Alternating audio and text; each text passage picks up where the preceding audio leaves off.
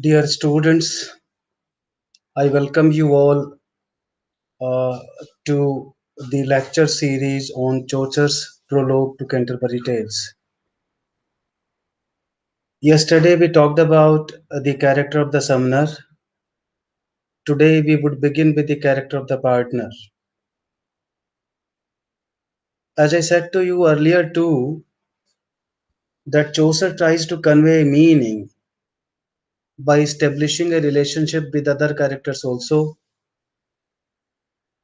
If the characters with whom the relationship is established, both of them are good, he tries to convey the meaning that the character he is going to describe is also good. And if the character is bad, it means that he is having a sort of consonance with that badness. And this has been one of the prominent devices employed by Chaucer in the prologue. Now, yesterday, as I said to you, we had completed the character of the summoner. Today, we would begin with the character of the partner.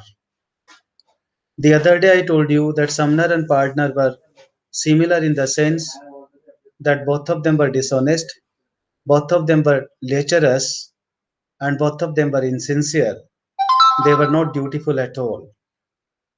Now, it is in this sense that the character of the partner has been depicted in the prologue.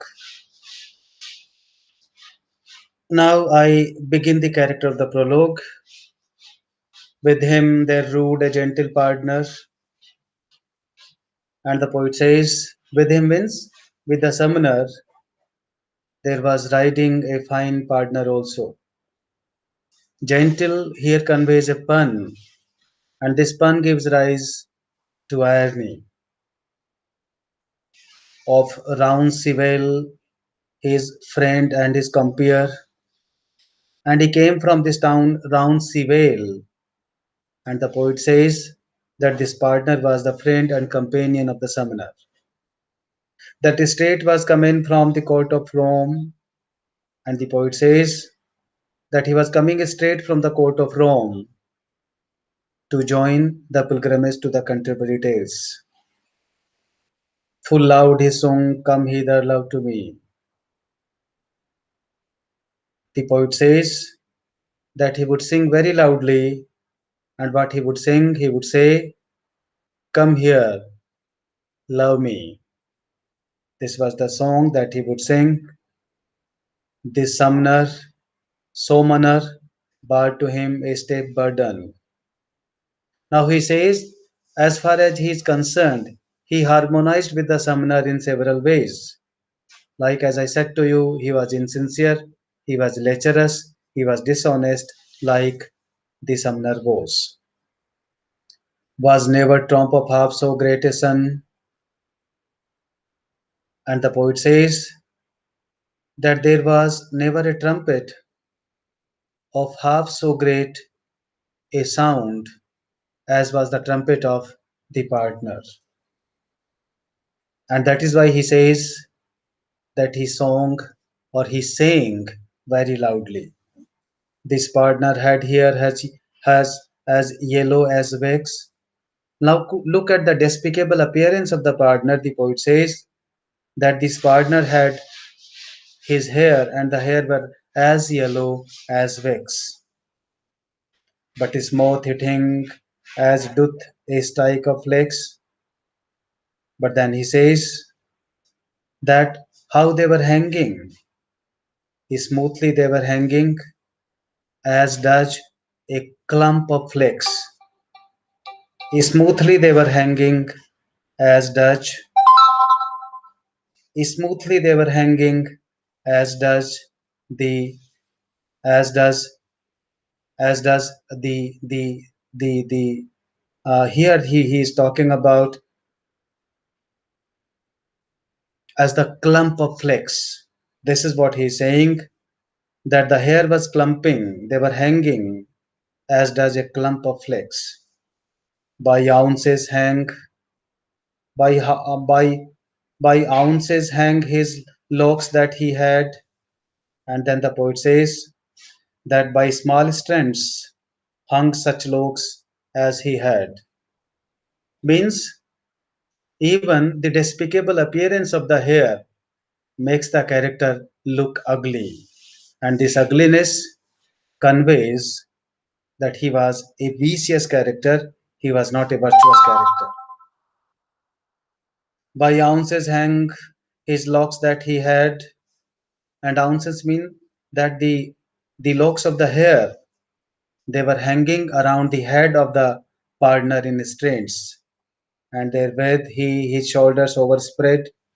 And then the poet says that these hairs were overspreading over the shoulders of whom? Over the shoulders of the partner.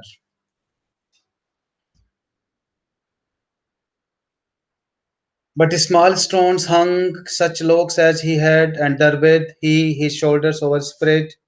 But thin it lay, but thin it lay by Kalpon's oon and oon. But then the poet says that they were very thin,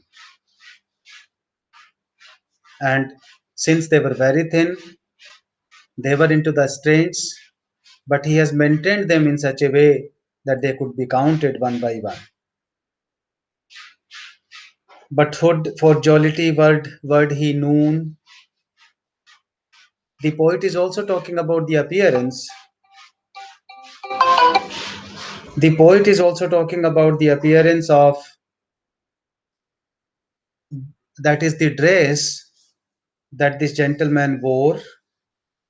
And what was the dress?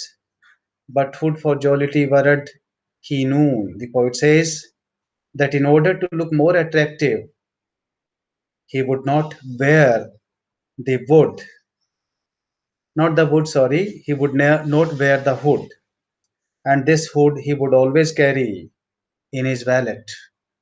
The wallet that he would carry, he would always carry that hood into his wallet.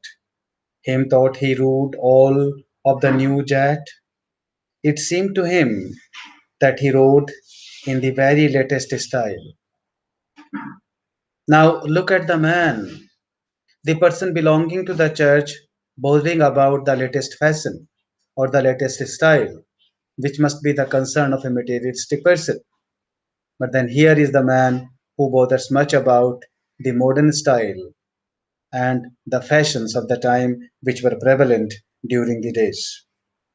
This this he will save his cap, he rode all bare, and the poet says that his hair were unbounded, and when the hair were unbounded and he did not have the cap, it was in this shape, in the unbounding hair shape that he rode he rode along with the other pilgrims. In other words, the poet says that the hair were spreading over his shoulders and he rode bareheaded. He was not even wearing the cap. Switch glaring even had he as an hair. And then he says that he did have glaring eyes, and the eyes were as glaring as the eyes of a hare.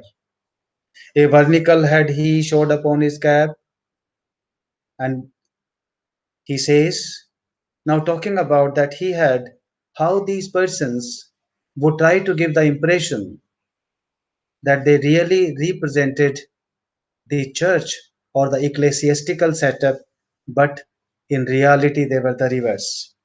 So what he would do, the poet says that he had sewn a Veronica, vernical means Veronica upon his cap.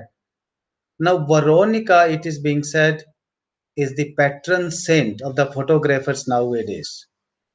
Now, this Veronica is the lady where everybody would like to go, means everybody would like to visit even the shrine of the Veronica to get the blessing of this lady. So he had got the image of Veronica on his cap, his valet before him in his lap, and before him in his lap he had his valet. Bread full of pardon coming from Rome, Rome all hot.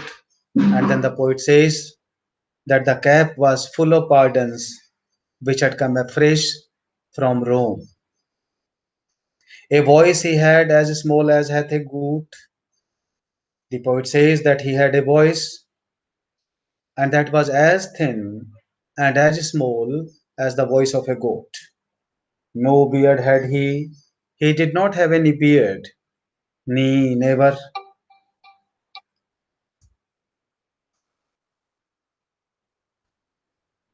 He bird had he never should have. A voice he had as small as hath a goat. He bird, he bird had he never should have. And the poet says that he had no beard, nor never would have. Means he would try to look fashionable, and therefore, if he did have the beard, he would not look so smart, and therefore he would not keep any beard. No beard had he never should have. He had no beard, he had no beard, nay, never should have. He had as smooth it was as it were late shave. And the poet says that his face was as smooth as if it were recently shaven. I trow he were a golding or a mare. And then the poet says, I believe he was a eunuch or a homosexual.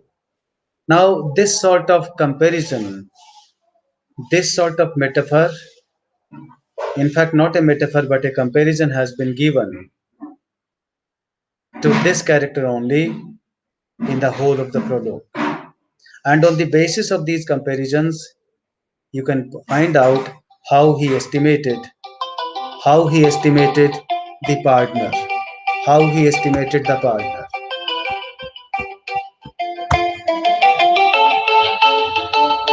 Hello.